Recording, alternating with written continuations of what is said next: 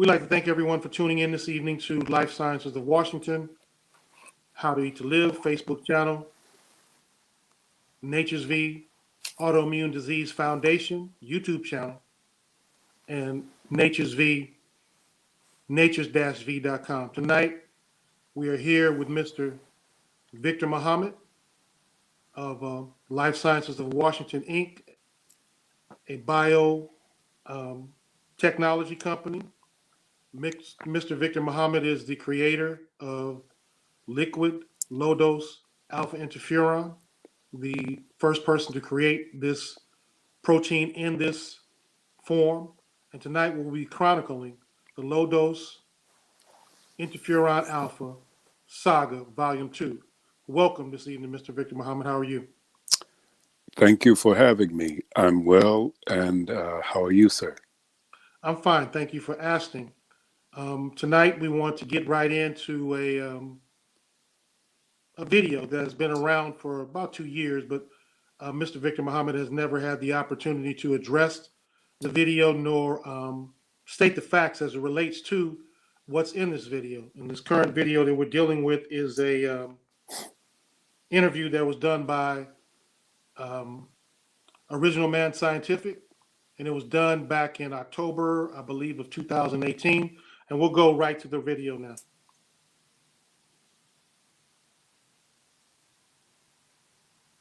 Please excuse the way we have to show it. We just had some technical difficulties. Please excuse the way we have to show it. We just had some technical difficulties. Oh, man. Hold on. Please excuse the way we have to show it. We just had some technical difficulties. You have to excuse me. I went to the live version of it. Please excuse me for 1 second. Let me get this back to the video at hand. While we're doing that, Mr. Victer Muhammad, you have created and dealt with the autoimmune diseases as an HIV for how many years now? 31. And when did years. When did you become aware of the protein called interferon? In 1990. And how did you become in contact with that?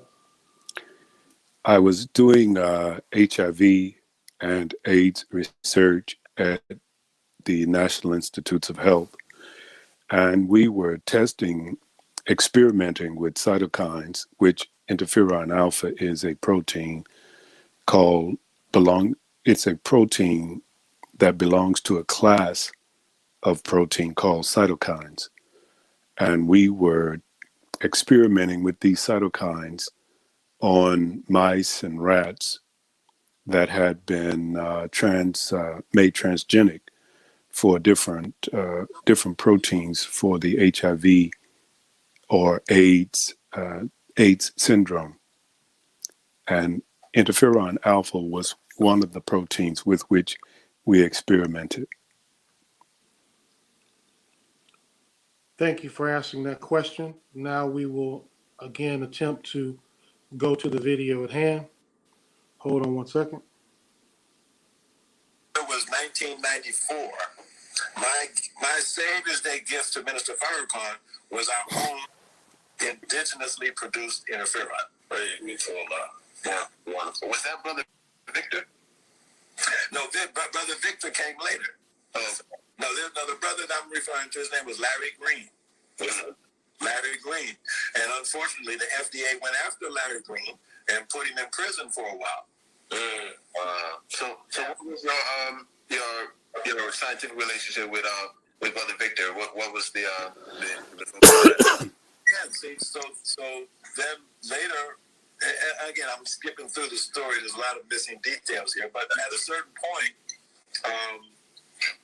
we were actually cut off, not totally cut off, but it was very difficult for us to get the interferon from Kenya, and then it was from Australia, and then we were getting it from Canada. I mean, it was a lot of difficulty involved in it. So Brother Victer was a he was actually in the ministry class here in Washington, D.C. At the time, I was the minister here.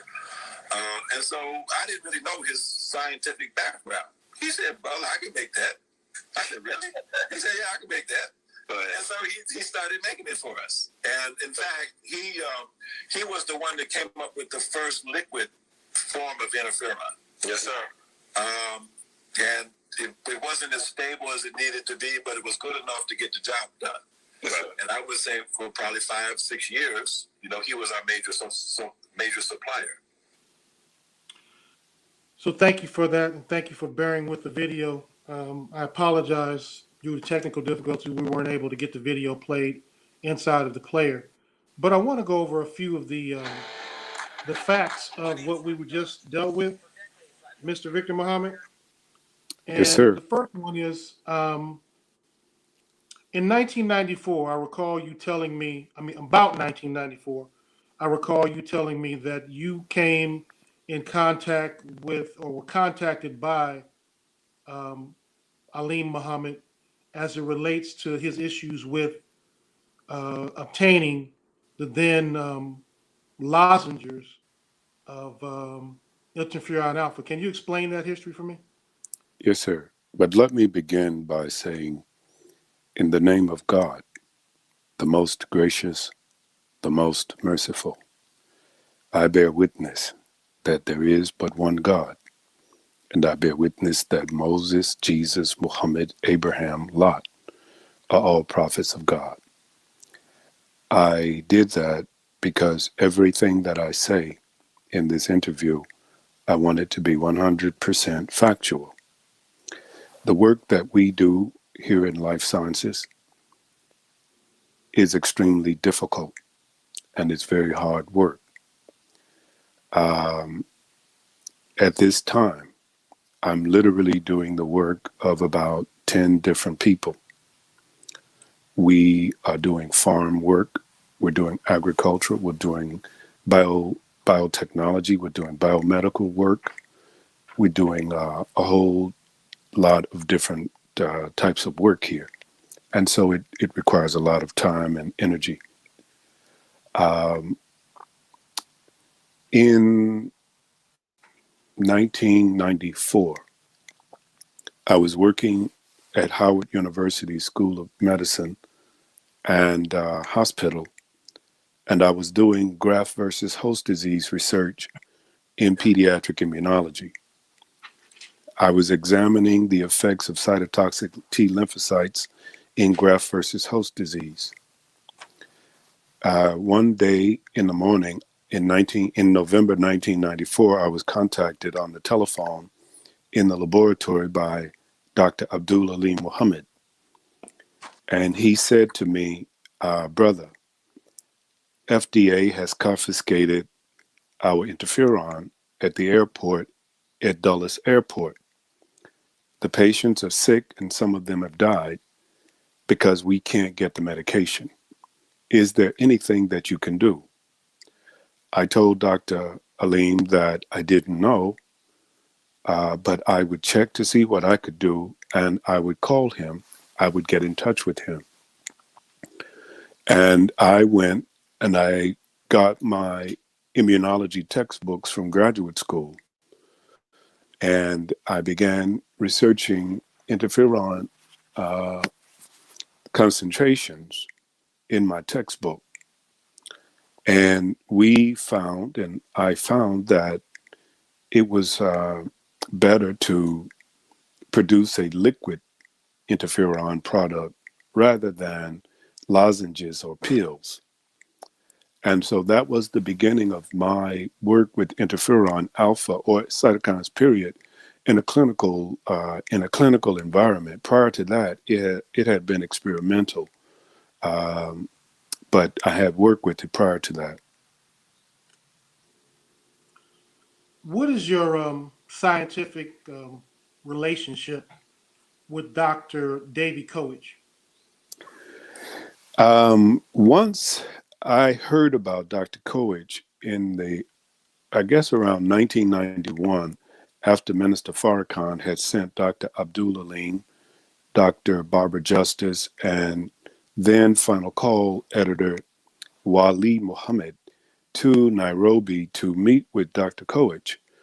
Uh, None of the people with whom Dr. Aleem and the clinic were working actually had biomedical research experience. None of them had actually worked with cytokines outside of a bottle where it had already been developed. And so I was the only person at that time to have actual experience in a research or laboratory environment working with proteins like that. All the other people were, for the most part, they were clinicians. And a clinician doesn't have the in depth understanding of a scientist or researcher in a laboratory. So I began conversating with Dr. Koich shortly after they had returned from their expedition in Nairobi because I had to get specific information from Dr. Koich. And I shared information with Dr. Koich about interferon experiences that I had had at NIH and some of my work uh, uh, with interferon at NIH and what I had done working to develop the product that became the IB100. And what year was this that you were having these conversations with Dr. Coach? I think it was maybe from 1992 to about 2002. Dr. Coach and I, we didn't talk often because I don't call people just to chit chat. So if there were an actual need to speak with Dr. Coach, I did have his number and he would receive my calls. And there were times, I think maybe once or twice, where Dr. Coach reached out to me.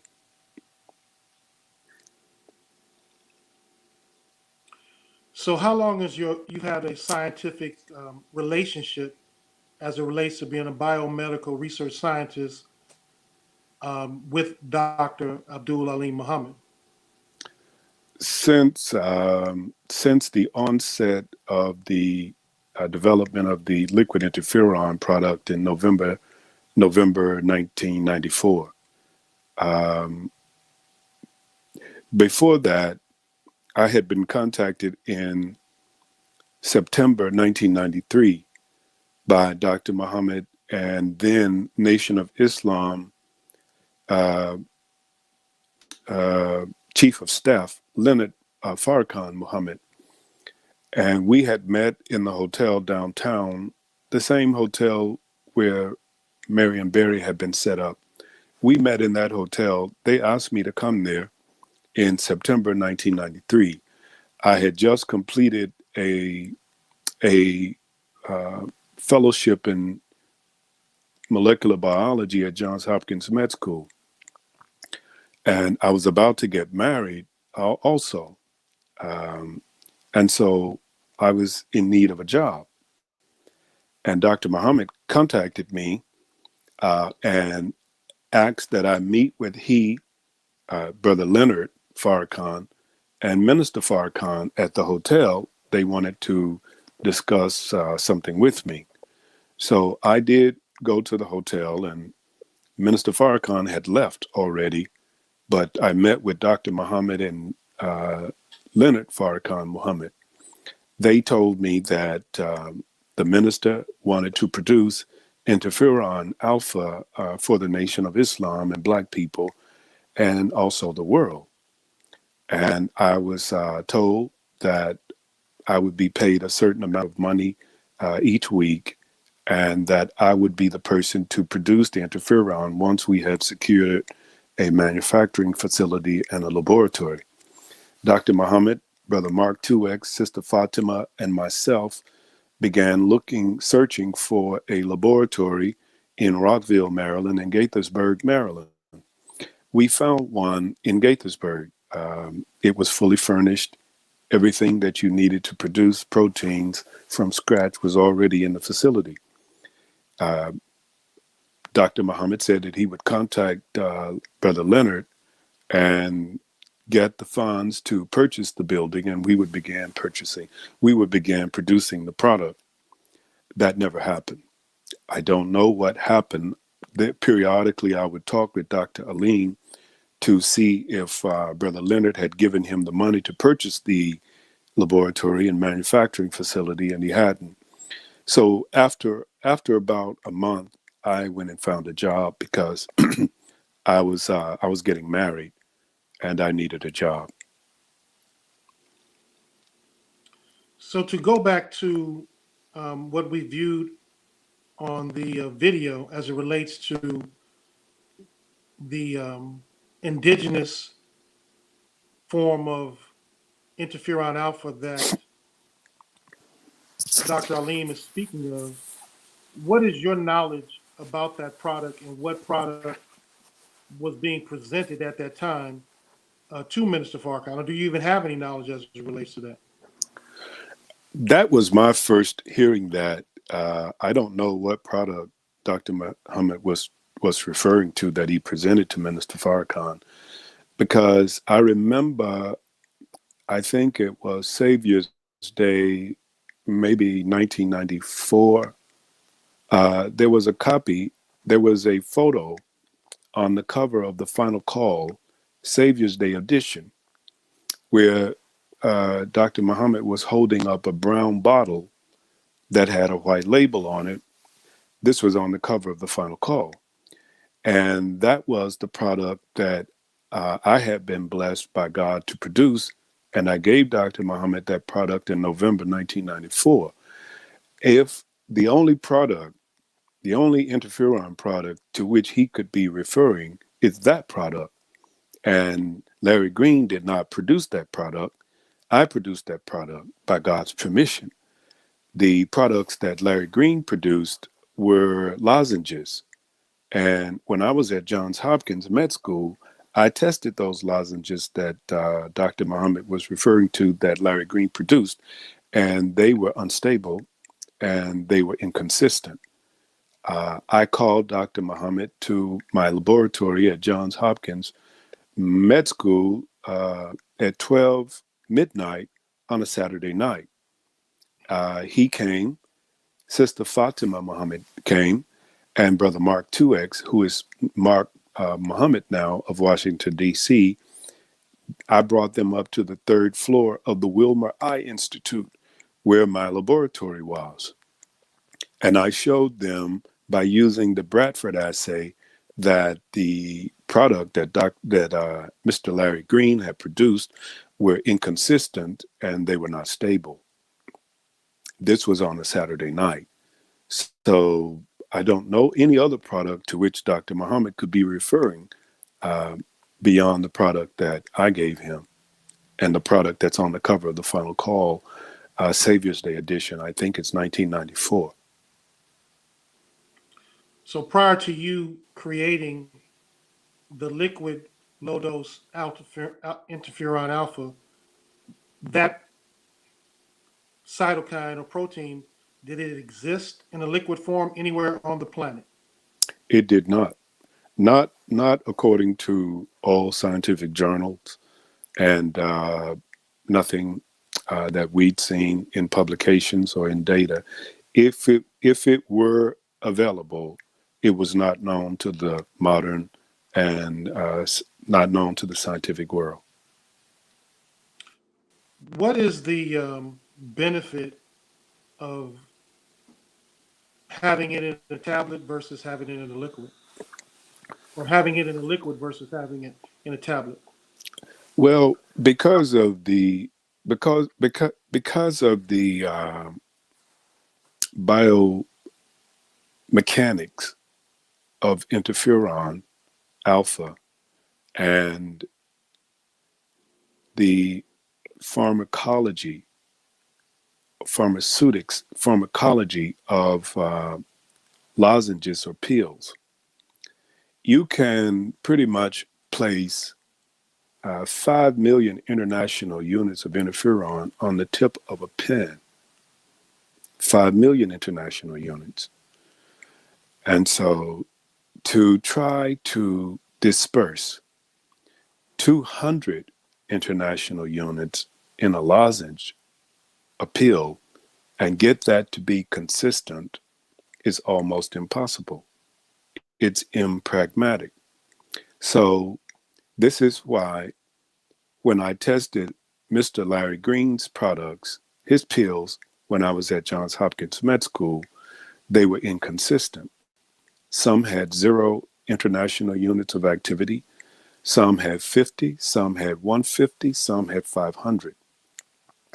And so the biomechanics of trying to get 200 international units consistent in a tablet or a lozenge it's just not practical. And so I knew that, and I didn't want to follow in the same tracks that Mr. Larry Green had done, and probably everybody else that produced uh, the cytokine in a lozenge. But I did know from just my biochemistry training and general chemistry training and years in a laboratory that a solution, a liquid, is always going to be more stable as long as you have buffers in the liquid. It's going to be more stable. It's going to be more consistent because 200 international units per milliliter is 200 international units per milliliter. And the most that you may have to do is invert the bottle a couple of times to make sure that the suspension is properly dispersed and it becomes a homogeneous mixture. It's just that simple. Thank you for that. Hold on one second for me, please. Okay, so let's go back to 1994. You're contacted by Dr. Ali Muhammad.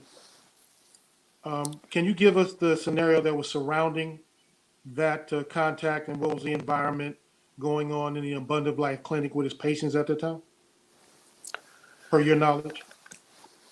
Well, based on what he said when he called me, the lozenges that he had been receiving, either from Kenya, Australia, or Japan, had been confiscated by FDA at Dulles Airport.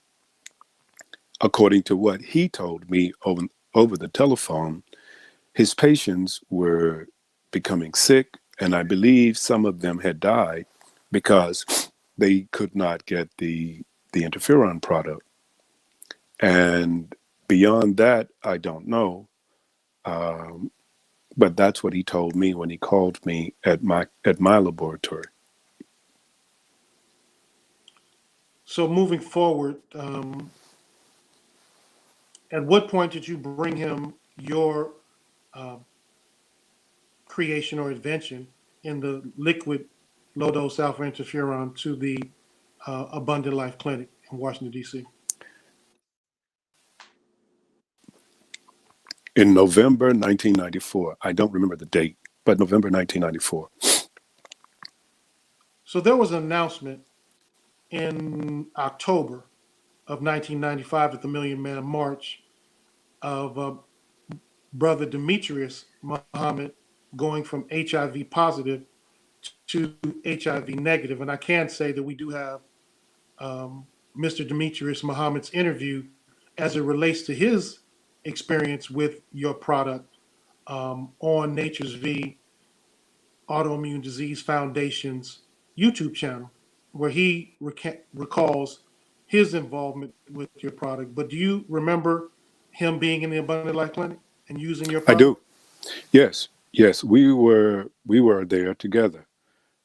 During that time, during that same time, it was a very demanding time for me. It wasn't stressful, but it was demanding because at the time I was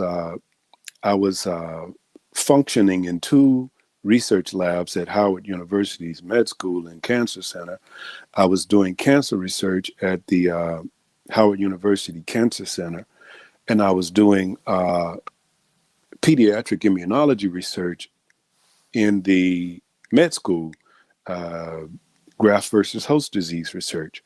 I was the minister of the mosque in Norfolk, Virginia at that time, and I was a husband and a father all at the same time. And I was now managing a budgeting business because we we had to create a business in order to properly market the new product that we had the privilege of developing. To your knowledge, is the product that caused Mr. Demetrius Muhammad to go from HIV positive to HIV negative IB 100? It is. It wasn't known as IB 100 at that time, but yes, it is the same product. It is the IB 100. Yes, it's the product that we were blessed to develop. And is the IB 100 historically the same product that the 14 to 15 different medical offices around the United States that were dealing with HIV were using at the time also through the It Abundant is. Life Clinic? It is. I know for certain of about six: New York City, Harlem, Chicago, Atlanta, Los Angeles, San Francisco, and Washington D.C. So that would be the product that Dr. Barber uh, Justice, Jordan was using, Justice was using, justice. Justice, Right, and Dr. right. Wilbur Jordan were using. Yes, sir. Okay, moving forward, as we review and try to bring the saga up to modern day occurrences, we're having a lot of success at Nature's V and other offices that are currently using your product as it relates to autoimmune diseases, cancer, um, thyroid issues, um, liver cancer, kidney failure. What would you attribute the the product's efficacy in these areas to as a biomedical scientist, and especially, well, your product, because it's your product that is having these type of results as other products that say they're of the same class or nature or not? Why is your product so successful? Well, if you review the literature, the medical literature, you'll find that most of the experiments or trials that have been done using interferon alpha, they have bolus concentrations. And what is intended by bolus concentrations is that they will do 18 million international units IV continuous flow for 24 hours. 18 million international units continuous flow IV for 24 hours. The body doesn't produce anything in such a high concentration. The Western world has a mentality that pretty much crosses every genre of human behavior, where more is better. That's the Western mentality, and that is not the way the body functions. The body produces interferon alpha only when there is a viral infection. And when the body produces it, it is released at picomole concentration. And if I remember correctly, that's about 10 to the minus, maybe 10 to the minus billion concentration.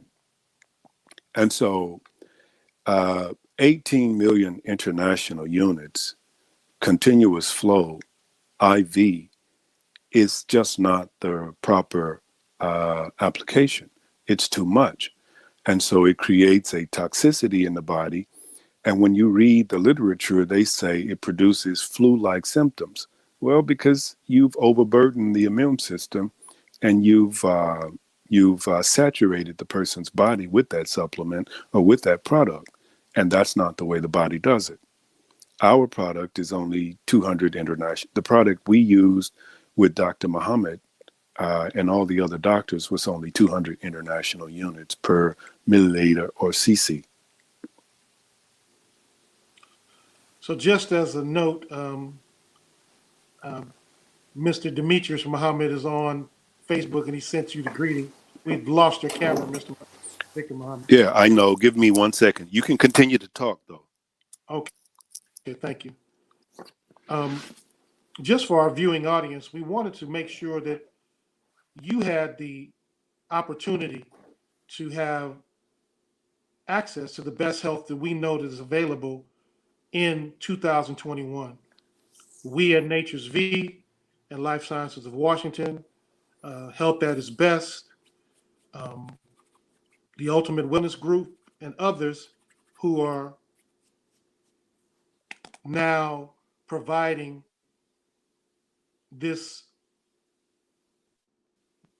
product, IB100 and other products, to people who would like to be involved with a better level of health created by biomedical research scientist Victor Muhammad in the products branded as IB100, which is a, well, why don't you explain to them the difference in the products, Mr. Victor Muhammad? Because coming from you, it's a totally different explanation. The difference in which products?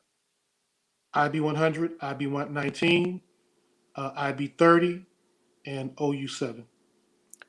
Okay.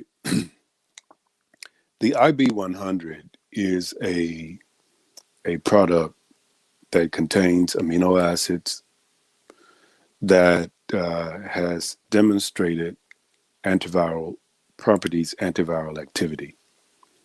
The IB19 is a biomedical product that um, is contained, it also contains amino acids that have demonstrated antibacterial properties over the years. The IB30 is the same as the IB100, but it is a third less, it is a third of the concentration of the IB100. So it is something that a person could take on a daily basis if they weren't infected with anything, but it could be used as uh, a preventive product, if you will. The OU7 or Okoi Uhai, that is Swahili for save lives. Okoi Uhai is Swahili for save lives. And OU7 or Okoi Uhai 7, 7 in Islamic nomenclature refers to elevated places. And a person whose life has been saved does go to an elevated place.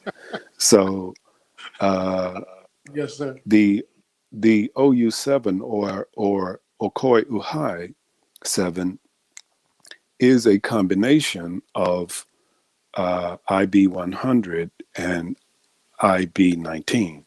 So you get the best of both worlds by taking one product. And that's how we came up with that one. A person going through radiation therapy or chemotherapy, we had a question: what would they, which of the dietary supplements that you provide would they use if they were either in the treatment or trying to recover from the treatment? For cancer? Yes, sir.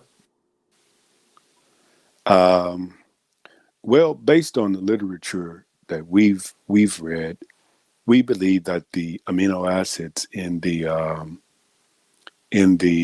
OU7, no, I'm sorry, the amino acids of the IB19 would provide them some benefit and some relief.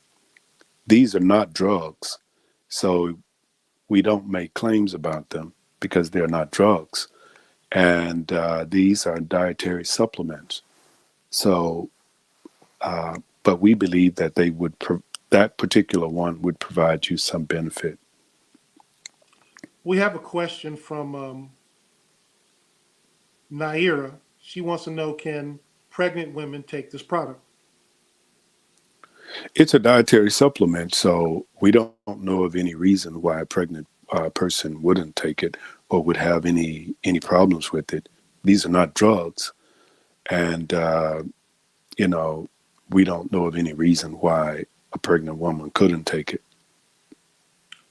We have another question that asked, um, which of the dietary supplements would you suggest for a woman suffering from fibromyalgia or fibroid tumors? Um, she would probably attain the best benefits from the IB 100 because Thank you. we believe that fibroid cysts are derived from viral infections. So, yeah.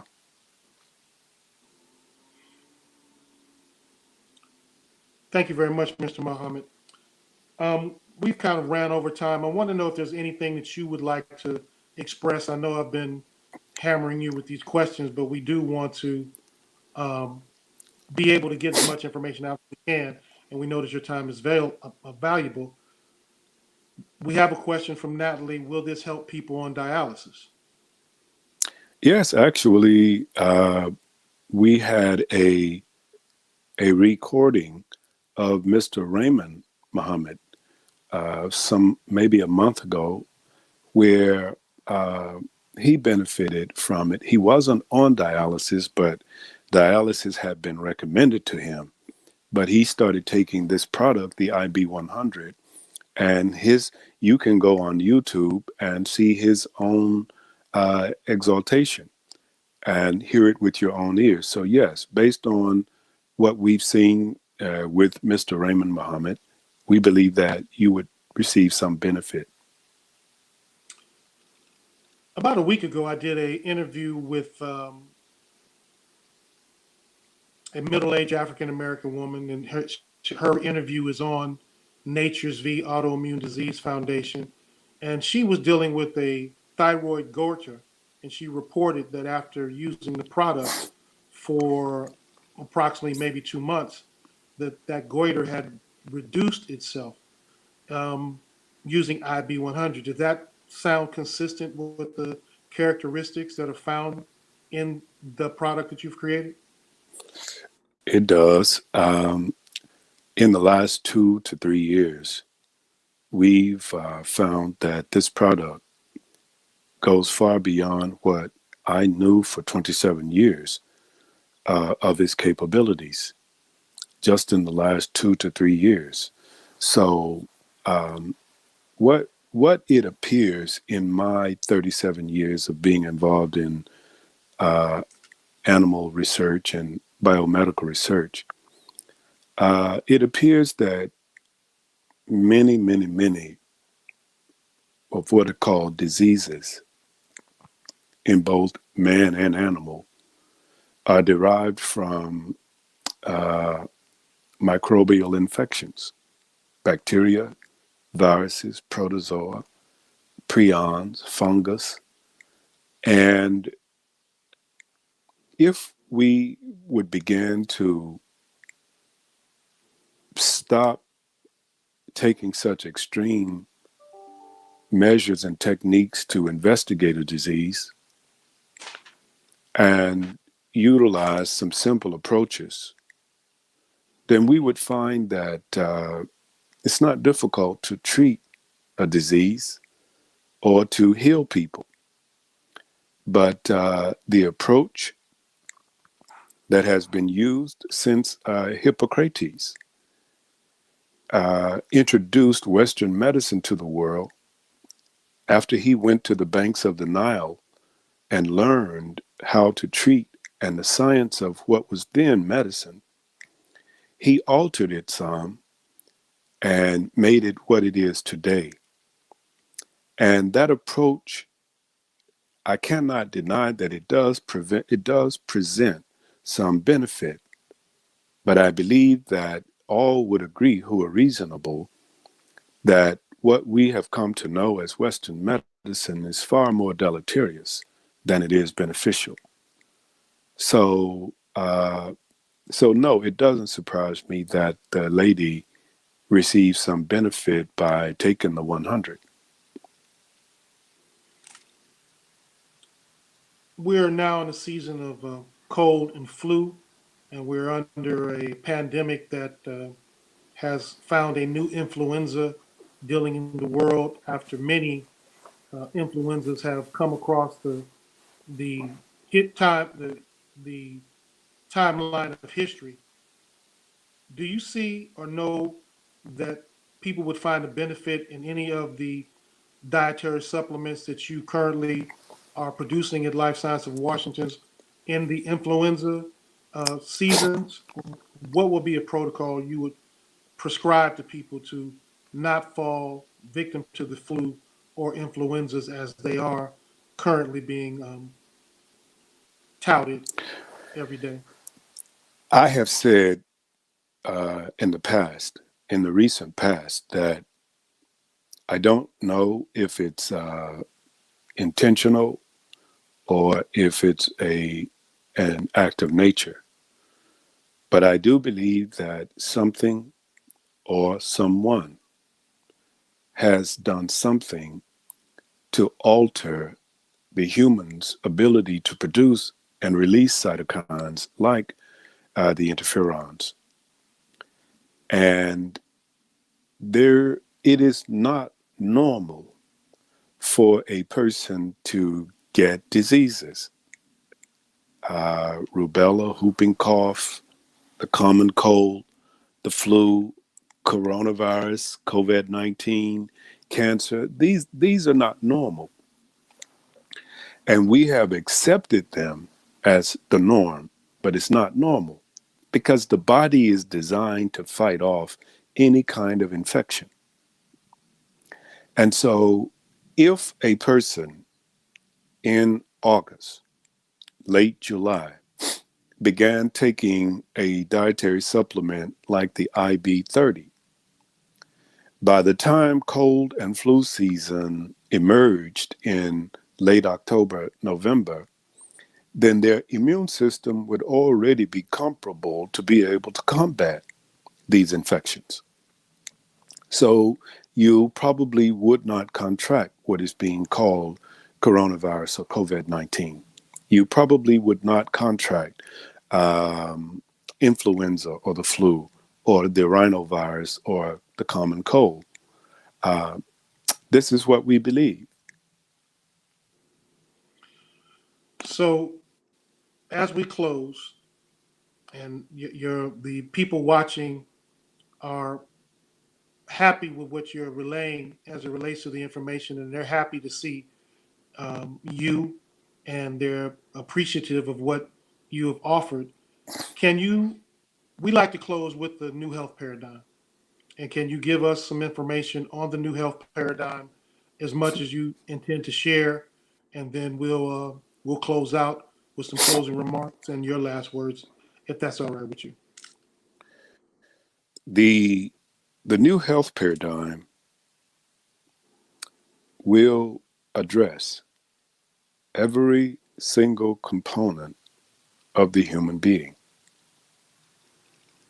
There is no way we can make and maintain stable health in the human family without addressing every component of the human and those things that constitute the human. There are many factors that are causing poor health in the human being. And until we address all of those factors, then we're going to go in a circle. I won't go and I won't be more specific than that because already people have listened to some of the things that we said and they've attempted to get out in front of us. So that's all that I'll say at this time. And I tried to cover everything that was said on the video. Did I miss anything that you can call that you wanted to address? Yes, sir. Dr. Aleem stated that in the video, and anyone can go and listen, that the product that I developed, the liquid product, wasn't as stable as the lozenges. And that was not true. That is not true. And I would ask Dr. Aleem to put forth in a video or in writing his argument for why he made that statement that my liquid product was not as stable as a lozenge, or it wasn't as stable. As stable as what? See, that's a very broad statement, and in a legal argument, you couldn't defend that because it's too broad. So I would like for Dr. Aleem to address that. What did you intend with your statement, sir? Isn't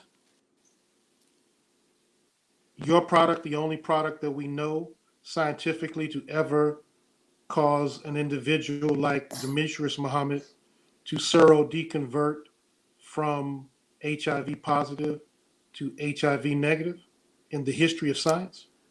It's the only one in modern science that we know, and what I intend by modern science in the last 6,400 years. Most of the records that precede 6,400 years were destroyed when the Europeans went into what is now Egypt, Iraq, Iran, Arabia. They destroyed all those records, and those that they wanted to keep, they took back to Europe. And right now, they're in the basements in the libraries in Europe.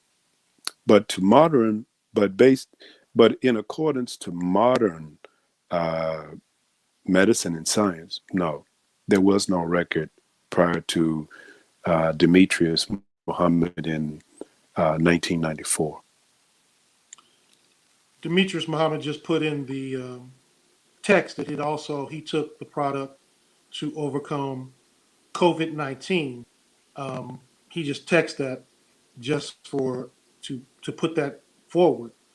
Um, why do we find such a great success with things that are dealing with autoimmune diseases? The great successes that people were having with getting over herpes, with getting over lupus. Um, what do you say? What do you think is taking place in the human body? I know you've covered it, but just because he put it out there again, people even getting off of their antivirals now and no longer taking the true Victarvias and the Truvadas that are causing all of the side effects and are living great lives on your product. What do you attest that to? Simplicity. If you study nature, everything in nature is simple. If you pay attention to the Western world and the science and technology of the Western world, everything is complicated. There is the number of clinical trials that FDA takes, through which FDA takes a product. It's unnecessary. The amount of research that they do to investigate a product, it's too much. It's too much money, and it's too much. The products that we developed, we only mimic what the body naturally does. And since the body has been compromised with our lifestyles in the Western world, then we need exogenous or external sources of the same thing that the body would be doing if the body were allowed to be healthy. The body, most of the bodies that we have in the Western world, they're already shot. By the time we're 25, our bodies are pretty much shot. At 35, we're going downhill, and it's because of the lifestyle that we live. We eat too much meat. You cannot be healthy eating meat 3 times a day. I'll give you an example. The average breakfast that a person eats, in the breakfast, it's not a good breakfast according to Western society unless you have sausage, ham, bacon, eggs, and toast. No vegetables, no fruit, sausage, bacon, Mm, mm, ham, mm. eggs, and toast. Four different meats. Now, how can Well, you possibly be healthy? No. So it's simple. last question. I know we got time, and I'm sorry for going over, but the questions are coming. Um, what would you attribute to those who are having success on the IB 100 as it relates to type 1 and type 2 diabetes? Those who have gotten off of their insulin and those whose A1C is lowering by their own um, testimony. I've never been one who ascribed to the belief that diabetes comes from the amount of sugar that a person eats. I don't believe that. I never believed that. I believe that some diabetes come from the amount of starch that a person consumes. And in America, particularly, we eat a lot of processed um, starches, spaghetti in the box, macaroni in the box. We love macaroni and cheese in the meals. We're eating white bread instead of whole wheat bread. We are eating white potatoes, white sugar, but mostly the starches that I'm naming. Um, and all these things are just laden with starch. And I believe that that is the underlying factor behind a great portion of diabetes. The other part, I believe that what is termed and the nomenclature assigned to the activity of diabetes is it comes from, I believe, a bacterial or viral infection. I do.